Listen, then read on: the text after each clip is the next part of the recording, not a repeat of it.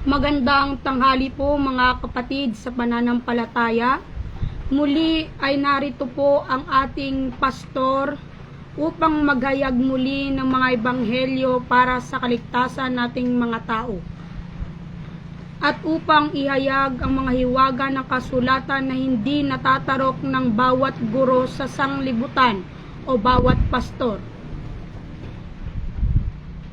Kaya po ang may pakinig ay makinig sa sinasabi ng unang sugo sa ating kapanahunan.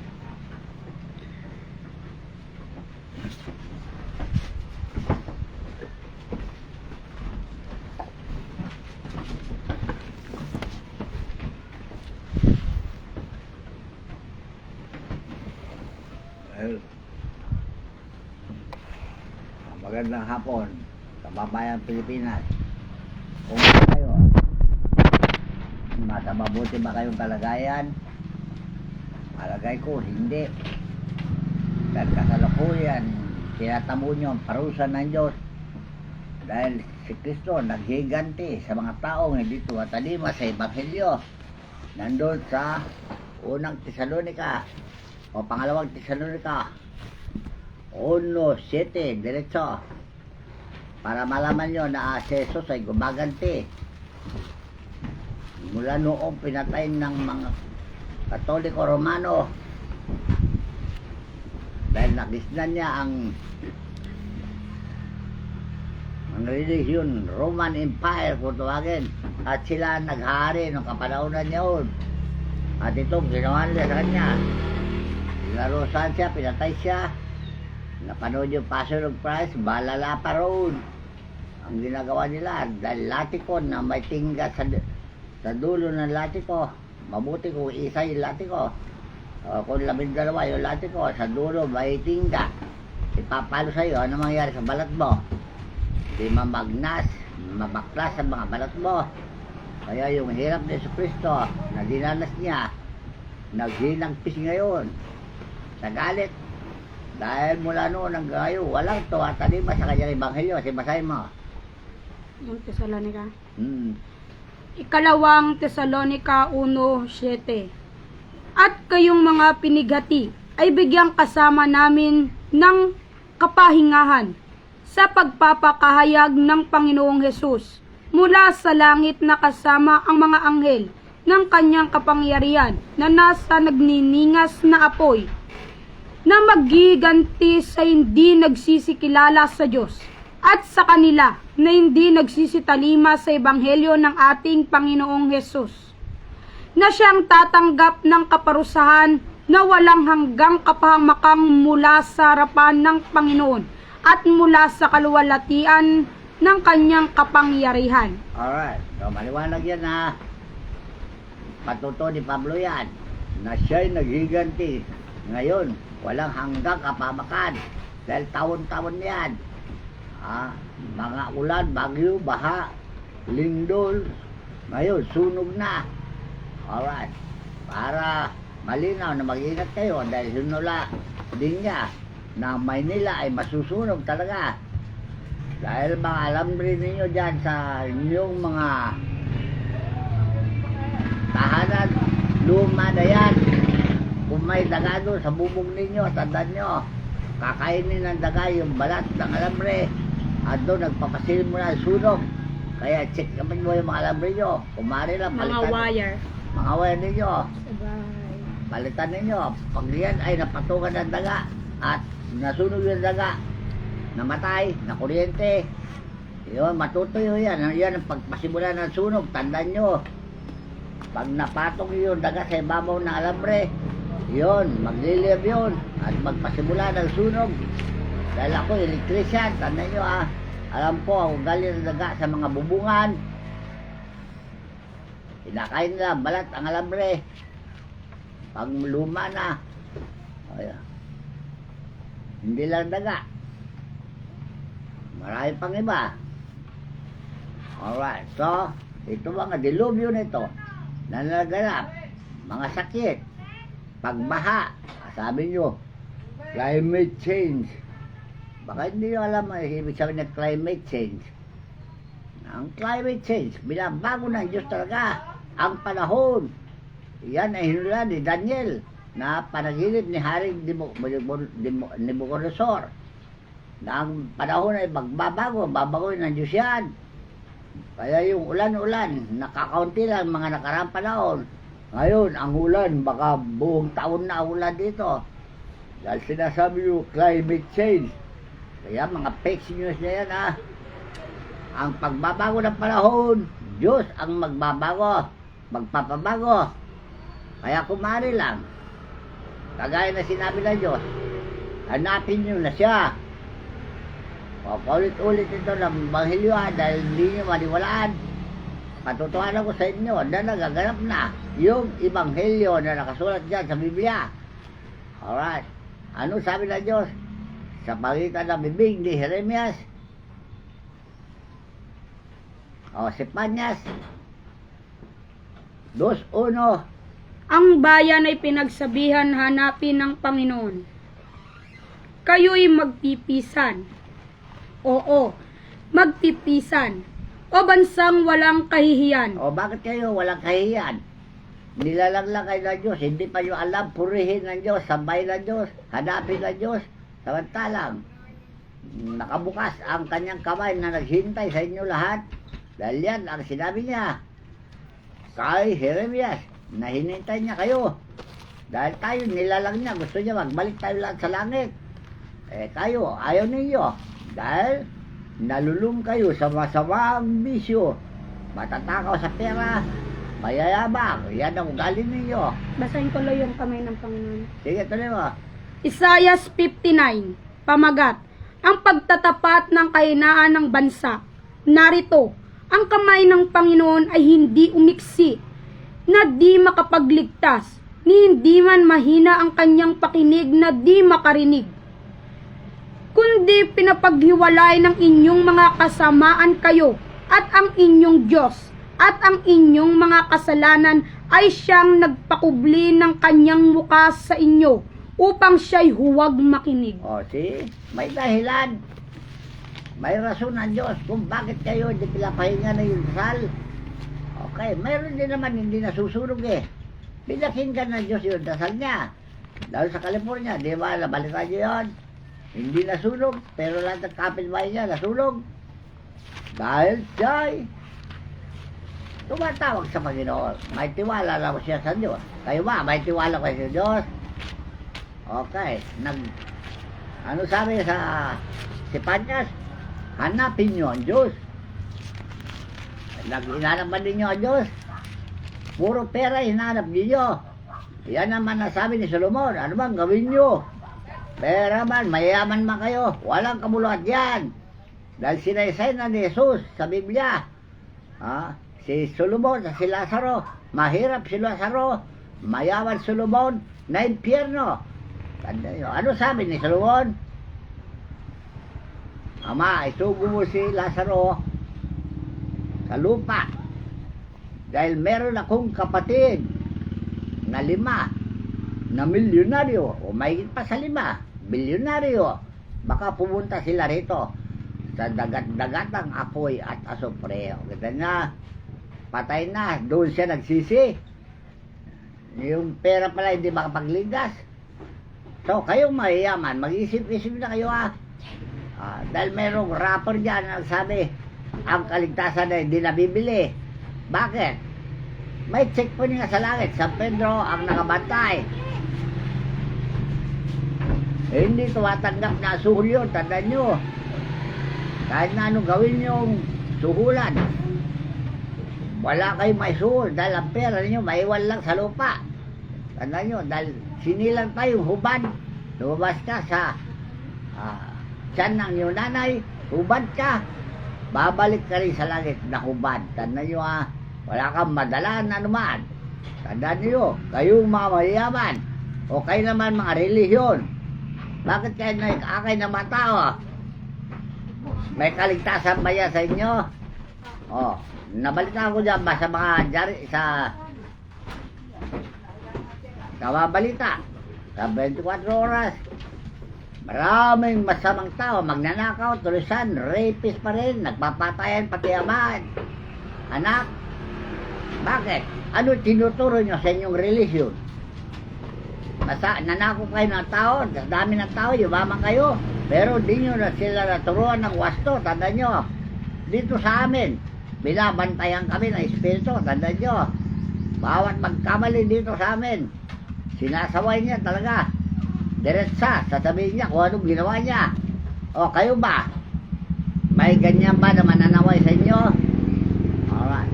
Kaya sinabi na Jesus sa kanyang kautusan na pumasok kayo sa makipot na pintuan. Dahil ang pintuan makipot patungo sa buhay na walang hanggan. Pero ang maluwag na maluwag na pintuan ay maraming mapapahamak doon at maraming nagsisipasok. Sabi ni Jesus, hindi ba dyan? Sabi sa Biblia. Alright, marami nga kayo sa inyong mga pintuan. Alam mo yung pintuan, relihiyon. Marami nga kayo. Sigurado ba kayo na kayo'y maligtas? Dahil wala naman kayong pinagbabawal. O, hindi kayo stricto. Anong gawin ng membro nyo? Okay lang, basta yumaman kayo. Yan ang nakita ko sa mga balita na ang mga relihiyon pabaya sa kanilang tungkulin. Dito sa amin, tandaan nyo, binabantayan kami ni San Miguel Arcangel dahil siya ang pulis, pangkalawakan na sinabi niya. Alright. So, itong pulis na ito, talagang binabantayan kami para hindi kami makagawa ng masama. Marami na siyang pinatay dito sa membro ko, tandaan nyo, na gumawa ng masama. Oh, sa inyo ba, mayroon nagbabantay sa inyo? Ha?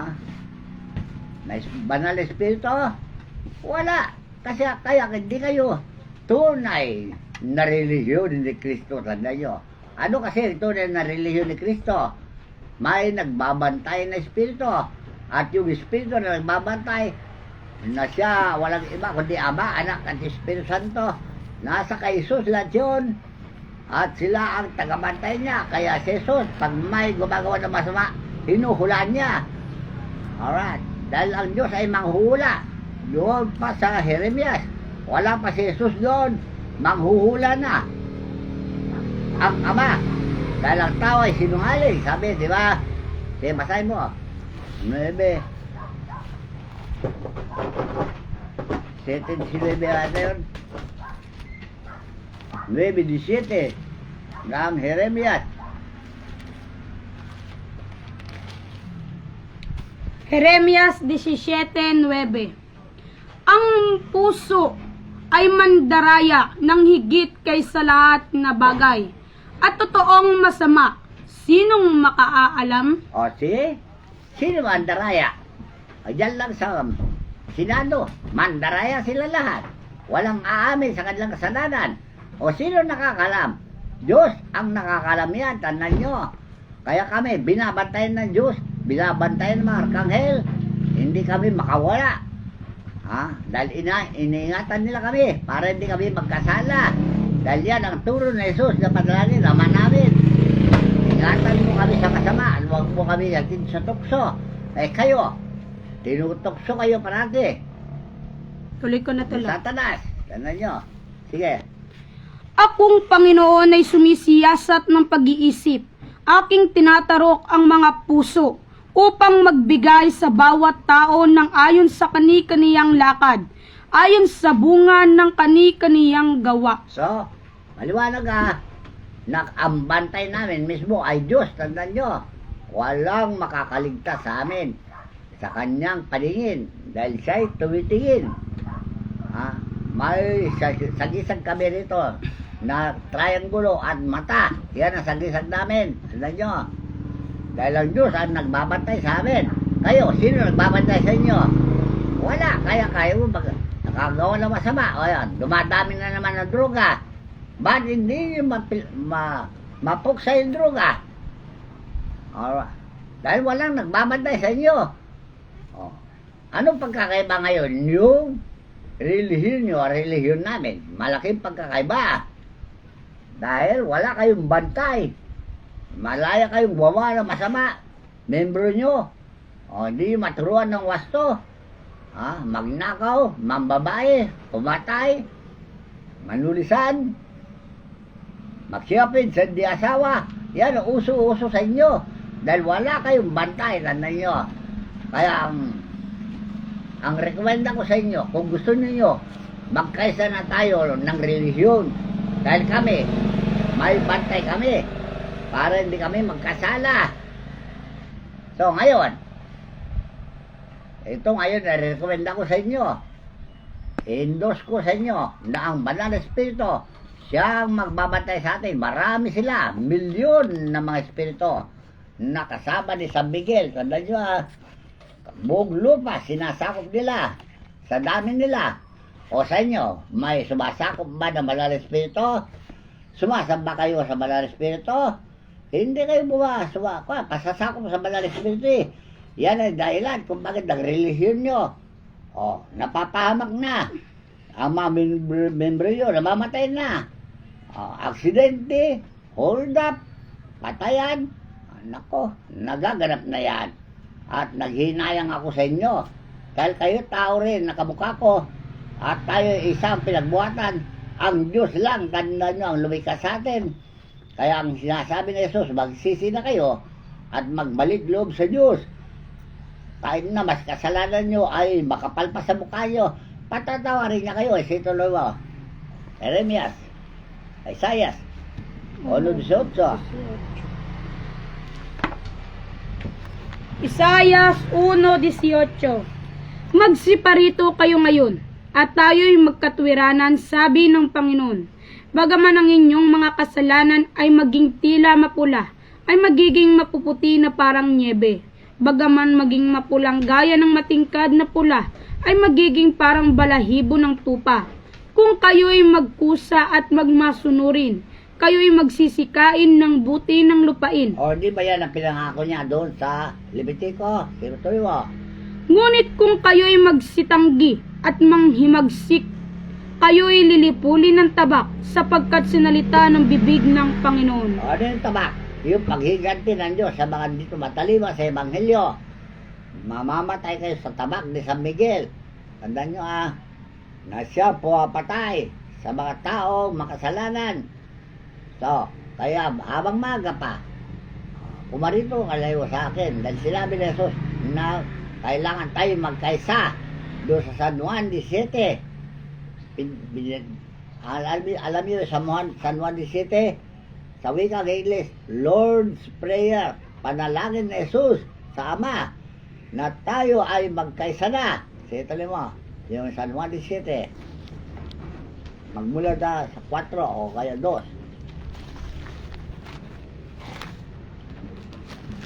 O sige, 1. Para makumpleto. San Juan 17. Ang mga bagay na ito ay sinalita ni Jesus. At sa pagtingala ng kanyang mga mata sa langit ay sinabi niya, Ama, dumating na ang oras.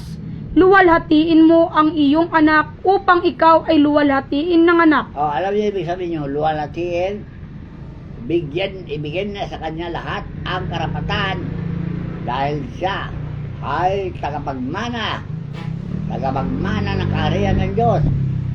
At tayo rin magmamana kung huwag kayong tatanggi. Dahil ito, nasaan na Jesus sa Ama. Ito mo. Gaya ng ibinigay mo sa kanya ang kapamalaan sa lahat ng laman. O lahat ng tao. Ito mo. Upang bigyan niya ng buhay na walang hanggan ang lahat ng ibinigay mo sa kanya. So, yan ang magandang offer ni si Kristo. Para bigyan niya tayo ng buhay na walang hanggan. Kung maniwala kayo kay Kristo, ang turo ni Kristo, yung tinatawag na doktrina ni Kristo. Okay? Ebanghelyo ni Kristo ay buhay na walang hanggan. Ito mo. At ito ang buhay na walang hanggan, na ikaw ay makilala nila na iisang Diyos na tunay. O, see? Simple lang. Basta makilala niyo ang Diyos, magkaroon na kayo ng buhay na walang hanggan dahil pasakop na kayo sa Kanya. Kaya, kung saan naroon si Jesus, sinabi niya dyan sa 26, 25, doon kayo. Sige kaliwan, sa 25. Yung ibig ko kung saan ako naroon. Oo. 24. Ama, yung mga ibinigay mo sa akin ay ibig kong kung saan ako naroroon. Sila naman ay tumuong kasama ko upang makita nila ang kaluwalhatian ko na ibinigay mo sa akin, sapagkat ako'y iyong inibig bago natatag ang sanglibutan. O si? Saan naroon si Jesus Kristo? Nasa inyo ba? O nasa amin? Kung wala sa inyo, punta kayo sa amin. Kung wala sa amin, pupunta kami sa inyo kung nasa inyo. Ay kung wala sa inyo, welcome kayo dito sa kanyang kaharian. Dahil ang relihiyon ko to, na sinasabi niyong relihiyon o organisasyon, ay Kingdom of Heaven and the Holy Nations of God. Kaya kung kayo mga banal na tao, qualified kayo dito sa kaharian ng Diyos. Tatanggapin namin kayo. Kaya lang, tumatanggi kayo. O, kaya yan, napapawag kayo. Dahil tumatanggi kayo. Dahil ang turo ni Jesus, duwating na ang kaharian mo. Di ba ganon? Sa Matthew 6:9, o, dumating ng kaharian. Maliit lang ito. Natahanan, pero siya ng kanyang kaharian. At siya nagbabantay sa amin. Kaya hindi kami makagawa ng masama. O kayo, sino nagbabantay sa inyo? Lahat ng membro nyo, napapawag na, naksidente na. Natatabunan ng tuwig. Lupa. So, ang kapawakan ay nasa inyo. Tandaan nyo So, kung pasako kayo sa Diyos, lulukuhan niya kayo sa kanyang pagpak. Hindi ba yun ang sinabi ko? Awit. Mga nakaraan? Alright. Awit 91. Alright. Kung pasako kayo sa Diyos, iingatan niya tayo. Sige, talong. Awit 91. Ang katatagan ng nagtitiwala sa Panginoon. O see? May tiwala ba kayo sa Diyos? Sabihin niyo, ang Diyos ay Espiritu masama. Espiritu siya, tandaan niyo. Kung saan ang Espiritu ng Panginoon, sabi ni Pablo, doon ay may kalayaan. Ngayon, saan naroon ang Espiritu ng Panginoon? Nasa inyo ba? Samantalang pinangako ng Diyos na ibuhos niya ang kanyang Espiritu sa lahat ng tao. O, kayo ba nabuhusan ng banal na Espiritu? O tumatanggi kayo sa banal na Espiritu? Puro kayo rebulto. Makapagligtas ba yung rebulto? Tandaan nyo, matagal na kami niligtas sa Espiritu. Tandaan nyo, ano mga sakit? COVID man, pakpax man yan. Kung sinasabi nyo, monkeypox yan, smallpox, chickenpox. Hindi tumatalab sa amin, tandaan nyo. Dahil nilulukuban kami ng banal na Espiritu. So, ito ba, sinasabi ko sa inyo, walang kasilungalingan ito. Biblia ang magpatotoo. Dahil sinabi niya, kung saan ako naroon, doon naman kayong kasama ko. Dahil pinangako niya, ibuhos niya kanyang Espiritu sa lahat ng tao. Pero walang nabuhusan ata sa inyo. Kaya kung saan siya naroon, doon kayo. Dahil sinabi niya, hanapin niyo ang Diyos. Pero wala kayong panahon maghanap sa Diyos. Magtanong kayo. Marami na nakakalam. Andan nyo kami naman naghihintay sa inyo. Dahil yan, nasabi niya sa akin, hintayin mo sila. Dahil maraming darating. May dumating nga. Yung iba, pinusupo naman. Yung iba, naniniwala. Kaya naniniwala.